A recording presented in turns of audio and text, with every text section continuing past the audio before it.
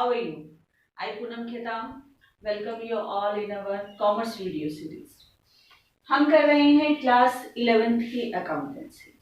इससे पहले हम लेसन नंबर 7 तक कंप्लीट कर चुके हैं और आज हम करने वाले हैं सबसे इम्पॉर्टेंट चैप्टर नंबर 8, जिसका नेम है आपका जर्नल।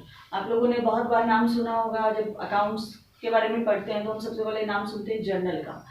तो जर्नल के अंदर एंट्रीज किस तरीके से करनी है वो आज हम इस वीडियो में सीखेंगे।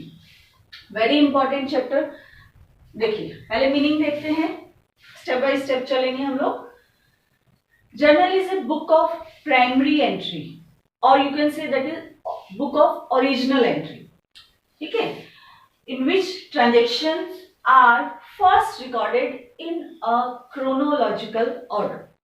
अब इसको समझते हैं, इस मीनिंग को। जर्नल जो है is a book of primary entry. Primary मतलब सबसे पहले, या ओरिजिनल एंट्री में इसलिए बोला हुआ है कि एक्चुअल में एंट्री जो है वो सबसे पहले जर्नल में करते हैं, वहां से उसके बाद में हम उसको बाइफिकेट करते हैं और फिर जो है वो उनको अलग अलग अकाउंट्स के अंदर बांट देते हैं, ठीक है। इन विच ट्रांजेक्शंस का मीनिंग आपको बताया हुआ है। मॉनिटरी के अंदर कोई भी जो ट्रांजेक्शन है वो मनी के अंदर ट्रांजेक्शन होनी चाहिए। मनी के अंदर ट्रांजेक्शन नहीं है तो उसको हम ट्रांजेक्शन नहीं मानते हैं या रिकॉर्ड नहीं करते हैं, ठीक है। आर फर्स्ट रिकॉर्डेड मतलब सबसे पहले जो है वो रिकॉर्डिंग कहाँ होती है? जर्नल के अंदर, ठीक है। इन अ क्रोनोलॉजिकल ऑर्डर, ये बहुत इंपॉर्टेंट पॉइंट है। क्रोनोलॉजिकल ऑर्डर मतलब सीक्वेंस में। ऐसा नहीं है कि आप जनवरी 5 की जो एंट्री है वो पहले कर रहे हो, जनवरी 4 की एंट्री 2 दिन बाद में कर रहे हो, ऐसा नहीं है। सीक्वेंस में चलेगी, डेट वाइज चलेगी, आगे पीछे नहीं चलता। क्रोनोलॉजिकल ऑर्डर में ही आपको इसको लिखना पड़ेगा, फॉलो करना पड़ेगा। आई होप आपको ये समझ में आया होगा।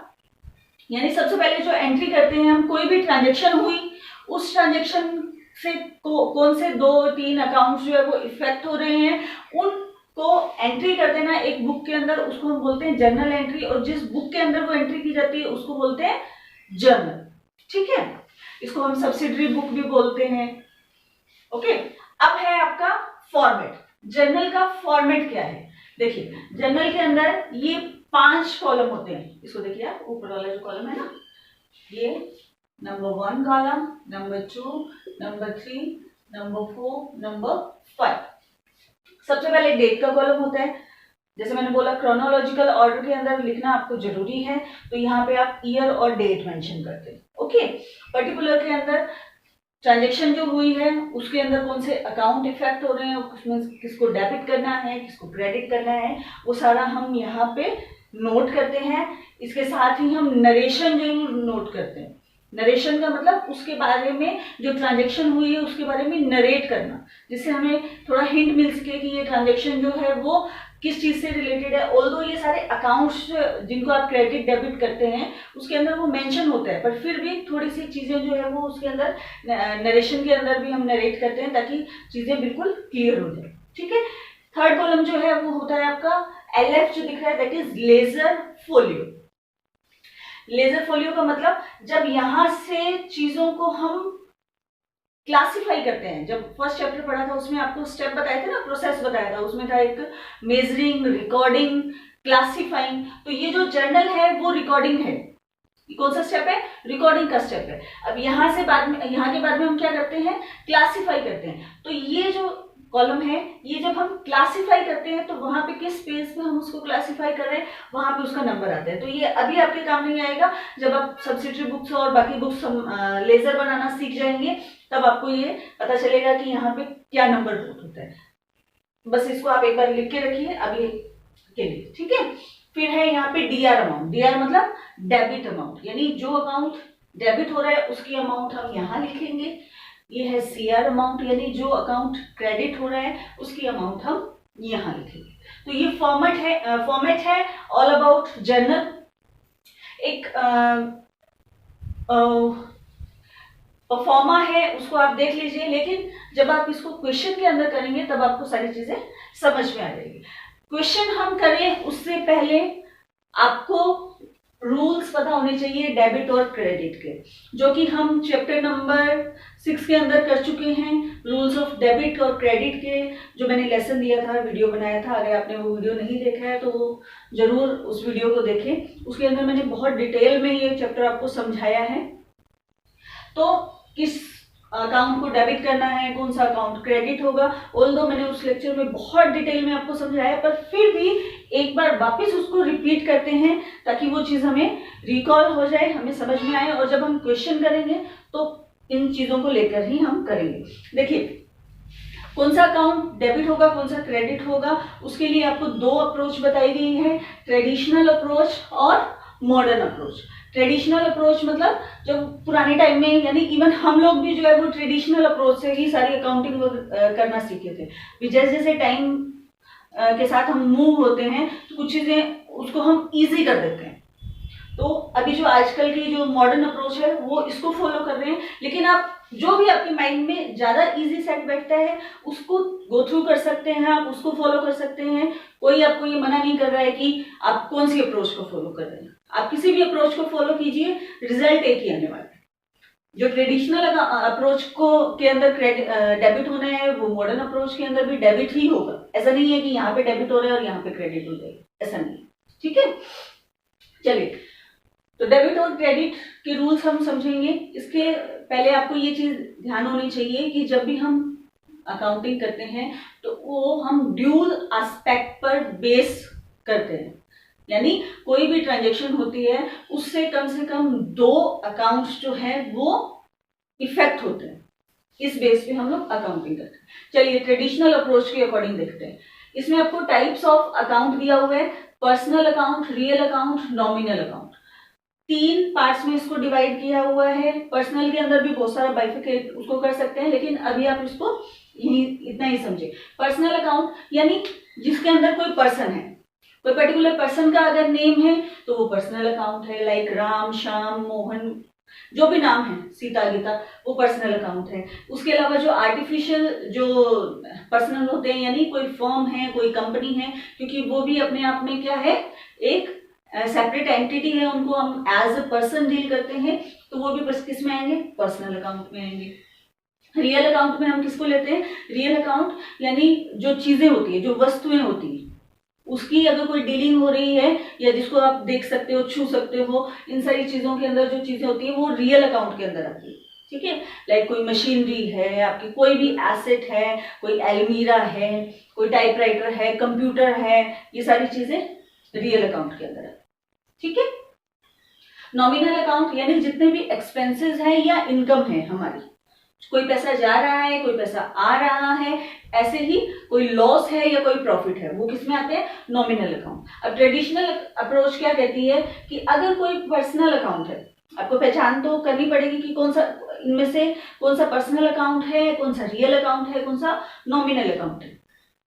तो अगर वो पर्सनल अकाउंट है तो जिस पर्सन को कोई चीज मिल रही है उसको आप क्या करेंगे, डेबिट। डेबिट द रिसीवर, यानी जो पर्सन पा रहा है वो कौन हो गया, रिसीवर, और जो पर्सन दे रहा है वो कौन हो गया, गिवर।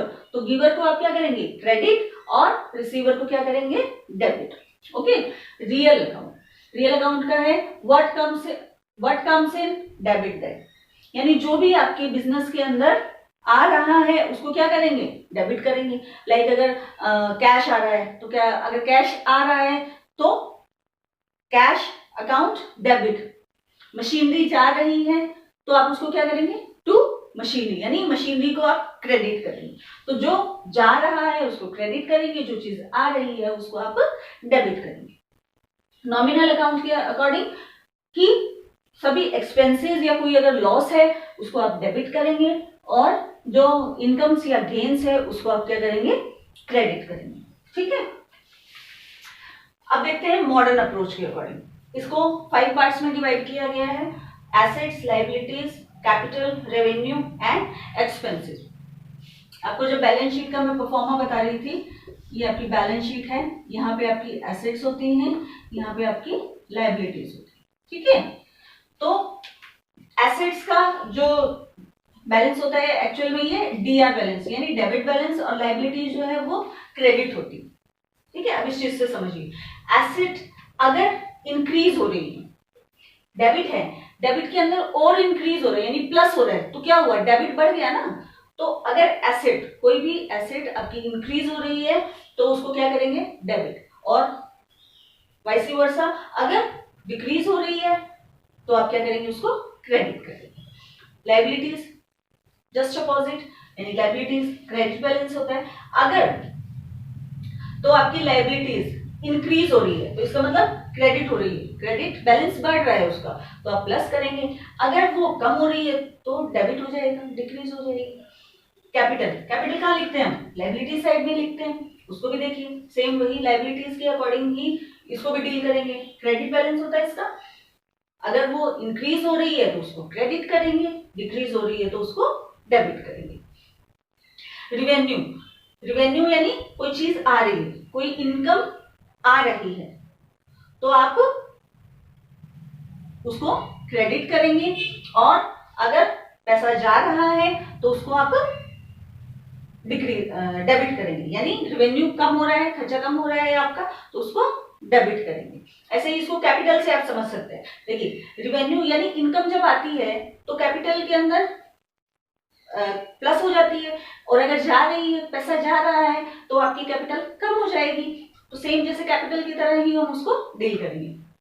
और बिल्कुल उल्टा एक्सपेंसेस, यानी अगर एक्सपेंसेस हो रहे हैं तो आपकी कैपिटल क्या हो जाएगी, कम हो जाएगी। तो जस्ट अपोजिट इसको हम डील करेंगे, यानी अगर कोई एक्सपेंसेस हो रहे हैं तो आप उसको डेबिट करेंगे, अगर कोई एक्सपेंसेस कम हो रहे हैं तो उसको आप क्या करेंगे, क्रेडिट करेंगे। इन सारे रूल्स को आप एक बार वापस समझ लीजिए, याद कर लीजिए, कौन कौन से अकाउंट के अंदर कौन कौन से चीजें हम लोग ऐड करते हैं, कौन सी चीजें आती हैं, ताकि हम लोगों को जब क्वेश्चन करें तो इजी रहे। और वैसे भी जब हम क्वेश्चन करेंगे तो सारी चीजें ही क्लियर होने वाली है, दोनों ही अप्रोच को हम लोग लेके चलने वाले हैं, इसको आप नोट कर लीजिए। यस स्टूडेंट्स, तो अभी हम स्टार्ट करते हैं हमारा क्वेश्चन। आपकी बुक के अंदर क्वेश्चन नंबर 2 दिया हुआ है, अच्छा क्वेश्चन है, बहुत सारी एंट्रीज है इसके अंदर, एक क्वेश्चन से ही चीजें आपको समझ में आएंगी। चलिए 1 बाय 1 करेंगे स्टार्ट, पूरा क्वेश्चन नहीं पढ़ने वाले हैं, 1 एंट्री से हम स्टार्ट करेंगे। फर्स्ट एंट्री है आपकी 2019 जनवरी 1 की एंट्री है। Rahul started business with cash. इसमें दो अकाउंट्स इफेक्ट हो रहे हैं, कैश, और जो चीज भी लगाकर हम लोग बिजनेस स्टार्ट करते हैं उसको क्या बोलते हैं, कैपिटल। तो आपके बिजनेस के अंदर कैश आ रही है और कहां पे जमा हो रही है, कैपिटल के अंदर। तो इसकी एंट्री जो है वो होगी आपकी cash account BR to capital account. Okay, जो डेबिट लिखते हैं वो हम यहाँ पे ऊपर लिखते हैं, कैश अकाउंट डीआर, यानी जो अकाउंट डीआर हो रहा है, डेबिट हो रहा है, उसको हम डीआर यहाँ लिख देते हैं, और जो क्रेडिट होगा उसको हम थोड़ा सा आगे करके 2 करके लिखते हैं। आजकल 2 नहीं भी लगाते हैं, कोई बड़ी बात नहीं है, आप नहीं भी लगाओ तो भी चलेगा, लगा सकते हो आप उसको, ताकि थोड़ा बाइफिकेट हो जाता है भी ये क्रेडिट की अमाउंट है। ठीक है, तो cash account debit to capital account. Okay, ledger folio में हम लोगों ने लिखना नहीं है, तो जो डेबिट की अमाउंट है वो इस कॉलम में आएगी और जो क्रेडिट की अमाउंट है वो इस कॉलम में आएगी। ठीक है, 1 लाख लगा के आपने बिजनेस स्टार्ट किया है। ठीक है, नरेशन लिखा जाता है, यहाँ पे थोड़ा स्पेस कम है इसलिए नरेशन की प्रैक्टिस आप खुद करें। जो आपकी एंट्रीज होती है उसी में से नरेशन निकल के आता है, एक बार प्रैक्टिस में आ जाएगी चीजें तो इजी हो जाएंगी। यहाँ पे एंट्री आपकी नरेशन लिखा जाएगा, being business started with cash. ठीक है, अब राहुल ने स्टार्ट किया है या नहीं किया उससे कोई फर्क नहीं पड़ता है, लेकिन उसमें नेम का कोई फर्क नहीं है, कैश लगा के बिजनेस स्टार्ट किया, ये आपकी एंट्री होने वाली है। ठीक है, नेक्स्ट एंट्री है जनवरी 2 को, जनवरी 2 को है पेड इनटू बैंक, यानी बैंक में जमा करवाए। अब बैंक में जमा करवाए हैं, बैंक क्या है, पर्सनल अकाउंट है। ठीक है, बैंक क्या है, पर्सनल अकाउंट है, और क्या जमा करवाए, कैश करवाए ना। तो पर्सनल अकाउंट के अंदर क्या रूल था आपका कि जहां पे जमा हो रहे हैं वो उसको आप डेबिट करेंगे। तो बैंक अकाउंट डीआर, जा क्या रहा है, कैश क्या है आपका, रियल अकाउंट, कैश क्या है, रियल अकाउंट है, और क्या है रियल अकाउंट का रूल क्या है, क्रेडिट व्हाट गोज आउट, जो आपके बिजनेस से जा रहा है उसको आप क्या करेंगे, क्रेडिट। तो बिजनेस से जा क्या रहा है, कैश जा रहा है, तो यहां से आप कैश निकालेंगे, ठीक है। और कितने करवाए जमा, 60,000। ओके, इसको आप यहाँ पे या नरेशन लिखेंगे आप। नेक्स्ट सेंटेंस, जनवरी थर्ड को bought goods from Messrs Singh and company. Bought goods आपने बॉट किए यानी परचेज किए। जब आप खरीदते हो तो उसको हम परचेज बोलते हैं गुड्स के लिए। अगर गुड्स के अंदर डील हो रहा है उसको अगर आप खरीदते हैं तो उसको हम परचेज बोलते हैं, अगर आप बेच रहे हो तो हम उसको सेल्स बोलते हैं, ठीक है। अब क्या है, बॉट गुड्स यानी परचेज किए हैं from Messrs Singh and company. तो अगर यहाँ पे आपको कैश नहीं लिखा हुआ है, भी नगद खरीदे हैं, तो आप इसका मतलब मेसर सिंह एंड कंपनी से उधार खरीदे, ठीक है। अब यहाँ पे दो अकाउंट इफेक्ट हो रहे हैं। गुड्स क्या है, परचेज यानी नॉमिनल अकाउंट। नॉमिनल अकाउंट के अंदर क्या है, ये जब आप गुड्स खरीद रहे हैं तो ये क्या है, एक्सपेंसेस हैं आपके। तो आप क्या करेंगे, गुड्स डेबिट ऑल एक्सपेंसेस, तो हम परचेज को डेबिट करेंगे, परचेज अकाउंट डेबिट। अब कैश तो जा नहीं रहा है क्योंकि हमने उधार माल खरीदा है, क्या कर रहे हैं, मेसर सिंह एंड कंपनी क्या है, पर्सनल अकाउंट है ना, वो फर्म है अपने आप में। तो पर्सनल अकाउंट के अंदर जिसके पास से जा रहा है उसको हम क्या करते हैं, क्रेडिट करते हैं। तो अभी माल किसके पास से जा रहा है, मेसर सिंह एंड कंपनी के पास से, तो उसको हम कर देंगे credit, messrs Singh and company. और ये है आपका 20,000 का। डेबिट की अमाउंट डेबिट में, क्रेडिट की अमाउंट क्रेडिट में लिखेंगे, ध्यान रखेंगे। अभी रूटीन में नहीं है चीजें, एक्सपीरियंस नहीं है आपको, तो हो सकता है कुछ गड़बड़ हो, ध्यान रखना है स्टार्टिंग से। ओके, नेक्स्ट जनवरी थर्ड की ये एंट्री है आपकी, यस, पेड कार्टेज यानी खर्चा है, ठीक है। पेड कार्टेज, तो अगर खर्चा है तो नॉमिनल यानी डेबिट ऑल एक्सपेंसेस, तो डेबिट करेंगे आप कार्टेज को, कार्टेज अकाउंट डेबिट। और गया क्या है, कैसे पेड किया है, बैंक का नेम नहीं दिया हुआ है, कुछ नहीं दिया हुआ, तो हम मानते हैं छोटी अमाउंट है इसलिए उसको कैश मान लेते हैं। जब बड़ी अमाउंट होती है तो उसको आप अगर कुछ नहीं दिया होता तो उसको बैंक मानेंगे आप। यहाँ पे कुछ नहीं दिया हुआ है तो हम मानेंगे भी ये कैश पेमेंट की है। तो 300 रुपीज गया क्या आपके बिजनेस से, कैश गया ना, तो उसको हम कर देंगे क्रेडिट। 300 रुपीज का कार्टेज आपने पेड किया। Okay, yes. Next, purchase furniture, purchase furniture purchase किया है। देखिए गुड्स और फर्नीचर या एसेट में कंफ्यूज नहीं होना है। गुड्स यानी जिसमें आपका बिजनेस डील करता है, और बाकी सारी जो चीजें आप अपनी फैसिलिटीज के लिए अपने फर्म के अंदर, अपने बिजनेस के अंदर रखते हैं, उसको हम एसेट्स के अंदर काउंट करते हैं। अब देखिए परचेज फर्नीचर परचेज किया है, यहाँ पे कुछ नहीं लिखा हुआ, किसी फर्म का नेम नहीं लिखा हुआ, इसका मतलब हम लोगों ने कैश परचेज किया इसको।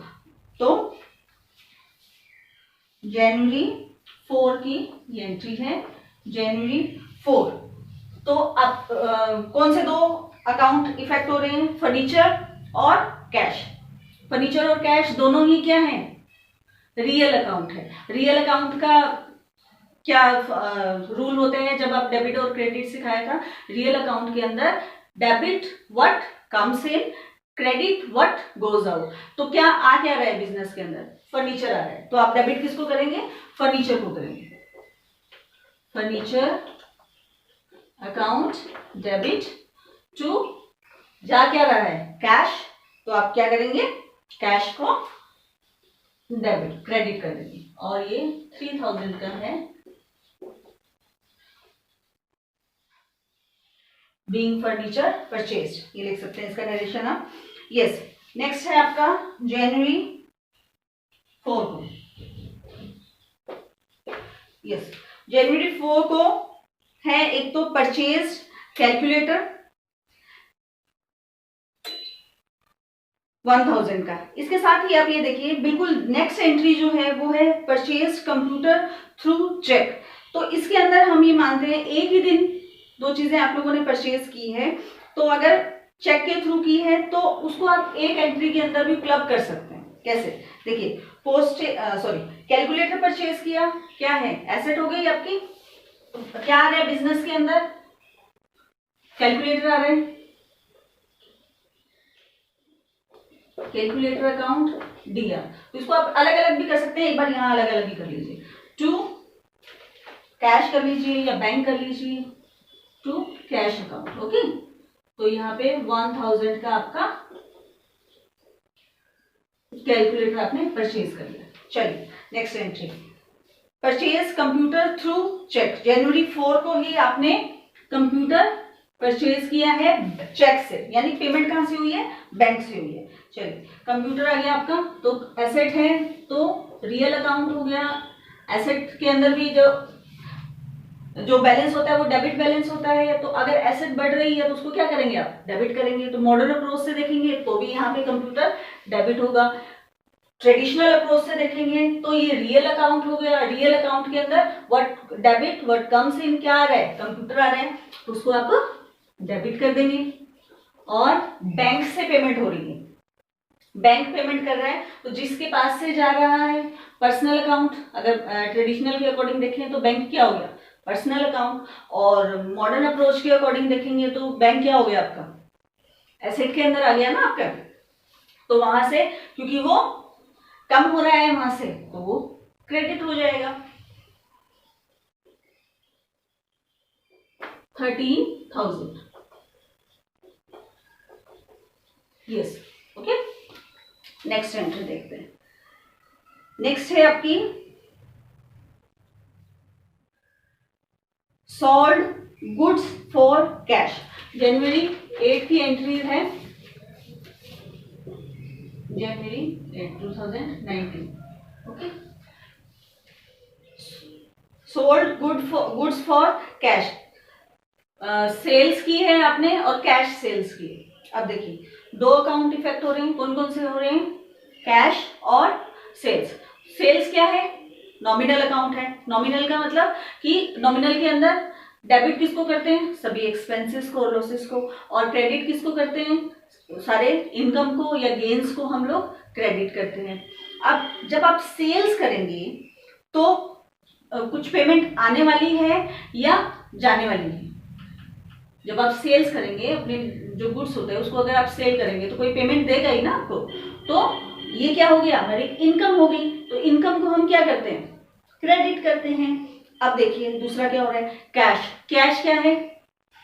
कैश है आपका रियल अकाउंट, और रियल के अंदर debit what comes in, credit what goes out. तो कैश क्या हो रहा है? आ रहा है, कैश आ रहा है ना, तो उसको हम क्या करेंगे? डेबिट करेंगे। तो cash account debit to sales. और कितने की है? 4000 की। और यहां पे बीइंग सेल्स, यहां पे नरेशन आप लिख देंगे, ठीक है। Sold goods to Messrs Sharda and company. जनवरी 9 को आपकी डीलिंग हो रही है। शारदा एंड कंपनी को आप गुड्स सोल्ड कर रहे हैं। अब देखिए यहाँ पे शारदा एंड कंपनी लिखा हुआ है, गुड्स सोल्ड कर रहे हैं, कैश का कोई नाम नहीं है। इसका मतलब कि हम क्रेडिट में सेल्स कर रहे हैं, ठीक है। अब ट्रांजेक्शन तो यही है कि हमने गुड्स सेल किया, लेकिन वो कैश की बजाय क्या किया? क्रेडिट में किया। तो अब सेल्स जो है वो तो क्या हो जाएगी? क्रेडिट ही होगी ना। अब क्या होगा कि हम कैश नहीं मिल रही, बट उस कैश की जगह हमें प्रॉमिस मिल रहा है कि अभी नहीं पेमेंट करेंगे, हम आगे पेमेंट करेंगे। तो जब कोई प्रॉमिस मिलता है तो हम उस प्रॉमिस करने वाले का नेम लिख देते हैं, ठीक है। उधार का मतलब यही होता है। यहाँ भी हमने ये किया ना, परचेज जब किया उसको हमने प्रॉमिस किया। किसको प्रॉमिस किया? मैसेज सिंह एंड कंपनी को। अब जब हम इसको पेमेंट करेंगे तो हम उसको वापस डेबिट कर देंगे। सेम यही जब हमने उधार सेल की है तो उस जिस पर्सन ने हमें प्रॉमिस की है उसका नेम हम यहाँ पे लिख देंगे। किसे की है? Messrs Sharda and company, DR. Okay, और ये है अमाउंट आपकी 10,000।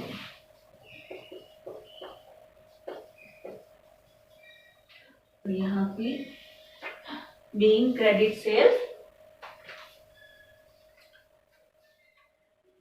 नेक्स्ट है आपकी यस जनवरी 15 को देखिए आप, paid to Messrs Singh and company on account. ये देखिए जनवरी 15 को एक डीलिंग हुई है। ये बोल रहे हैं कि मैसर्स सिंह एंड कंपनी को हमने पे किए हैं अकाउंट के अंदर 17,500। अब आपको ये कई बार कंफ्यूजन हो सकता है कि मैसर सिंह को किस बिहाफ पे पेड किए हैं, ये क्या है। तो आपको ध्यान होना चाहिए जब भी कोई उधार सेल या परचेज कुछ हो रही है तो उन फर्म का उनका नेम ध्यान रखेंगे। तो ये देखिए मैसर सिंह के साथ में हम लोगों ने ये डीलिंग की, तो ये ध्यान रखेंगे कि पहले किस तरीके की कोई डीलिंग हुई है। तो पहले हमने मैसर्स सिंह एंड कंपनी से परचेज किया 20,000 का। अब हम क्या करने वाले हैं 17,500 हमने उनको पे कर दिए। इसके अलावा कुछ भी नहीं बोला हुआ है, तो हम पे करेंगे मैसर्स सिंह एंड कंपनी को। तो पाने वाला कौन? पर्सनल अकाउंट हो गया ना ये, तो पाने वाला कौन? Messrs Singh and company. ठीक है, इसको हम डेबिट कर देंगे। पे कर रहे हैं तो आप कैश जा रहा है या बैंक से भी पे कर सकते हैं, तो उसको मान लीजिए कैश या बैंक लिख सकते हैं आप, कैश अकाउंट। ठीक है, तो ये 17,500 डेबिट और 17,500 क्रेडिट के अंदर ये आपकी एंट्री होगी। ओके, चलिए नेक्स्ट एंट्री है, अच्छी एंट्री है, उसको देखिए आप।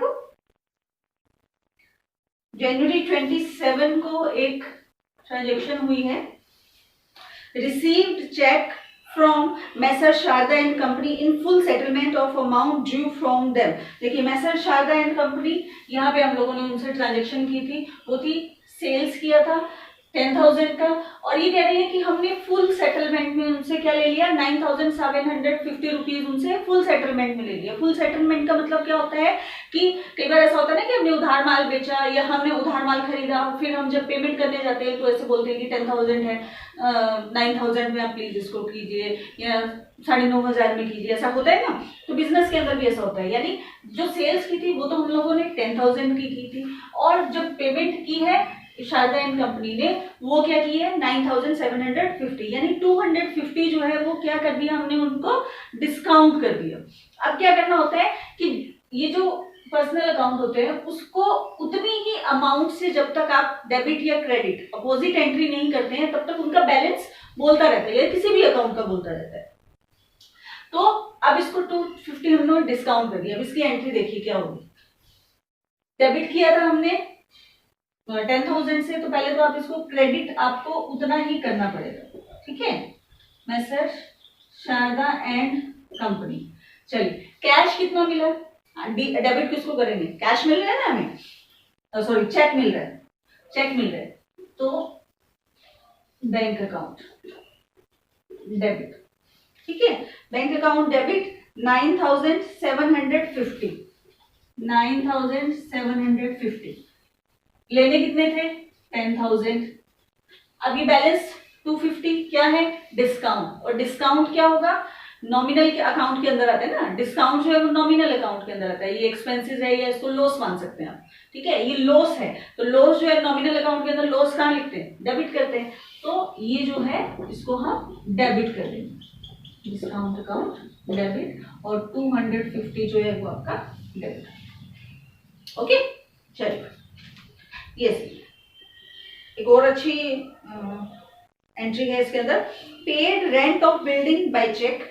बिल्डिंग का रेंट पेड किया है, half of the building is used by proprietor for residential use, यानी जो बिल्डिंग के अंदर आपका बिजनेस चल रहा था या जिसका रेंट पे किया है आपने, उस बिल्डिंग हाफ जो बिल्डिंग है उसको जो प्रोप्राइटर है यानी जो फर्म का मालिक है वो यूज कर रहा है। तो इसका मतलब उस बिल्डिंग का किराया आपने दिया 5000 बिजनेस के अंदर से, तो और उसको यूज कितना कर रहा है, हाफ जो है वो प्रोप्राइटर यूज कर रहा है, यानी उसका आधा किराया किसको देना चाहिए, प्रोप्राइटर को देना चाहिए। तो अगर वो बिजनेस से पैसे निकाल रहा है, बिजनेस उसका पे कर रहा है रेंट, तो इसका मतलब वो क्या है, ड्रॉइंग्स मानी जाती है, उसको हम ड्रॉइंग्स बोलते हैं।